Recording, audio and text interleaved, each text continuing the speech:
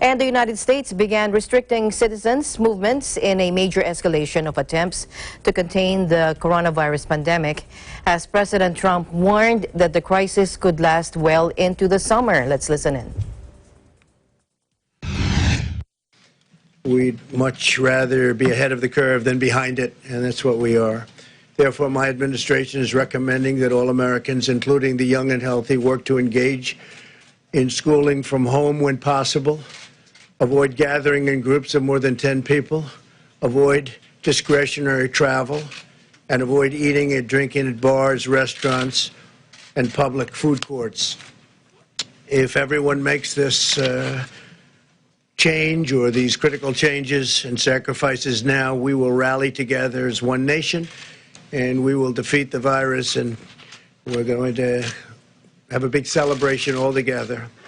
With several weeks of focused action, we can turn the corner and turn it quickly. A lot of progress has been made. I'm also pleased to report today that a vaccine candidate has begun the phase 1 clinical trial. This is one of the fastest vaccine development launches in history. Not even close. We're also racing to develop antiviral therapies and other treatments, and we've had some promising results, early results, but promising, to reduce the severity and the duration of the symptoms. And I have to say that our government is prepared to do whatever it takes. Whatever it takes, we're doing. Normally bustling streets, transport networks, and roads were eerily quiet across U.S. cities as employees worked from home and children contemplated weeks with no classes to attend.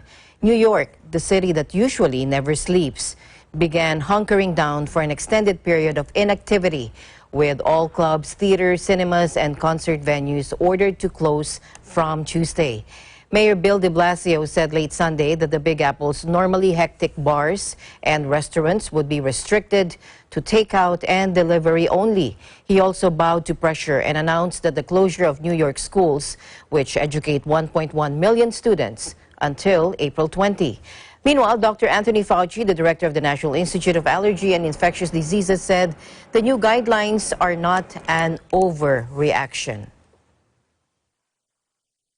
And Dr. Birx said it very well, that in order to be able to contain and curtail this epidemic to not reach its maximum capability, we have a two-pillar approach, one of which I believe has been very effective in preventing the substantial seeding, and namely the travel restrictions that we've discussed many times in this room.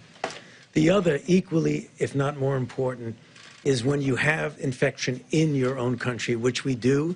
And, you know, I could read the numbers, but they're really essentially what we've seen yesterday, incremental increases both globally as well as in the United States, with the curve doing that.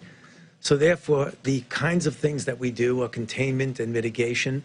What we're mentioning now, the guidelines, when you look at them carefully, I believe if the people in the United States take them seriously, because they were based on some rather serious consideration back and forth. And when you're dealing with an emerging infectious diseases outbreak, you are always behind where you think you are if you think that today reflects where you really are. That's not word speak. It means if you think you're here, you're really here because you're only getting the results. Therefore, it will always seem that the best way to address it would to be doing something that looks like it might be an overreaction.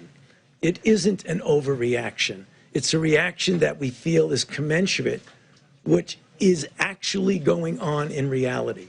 So take a look at the guidelines, read them carefully, and we hope that the people of the United States will take them very seriously, because they will fail if people don't adhere to them. We have to have, as a whole country, cooperate and collaborate to make sure these get done. Thank you. Meanwhile, millions of San Francisco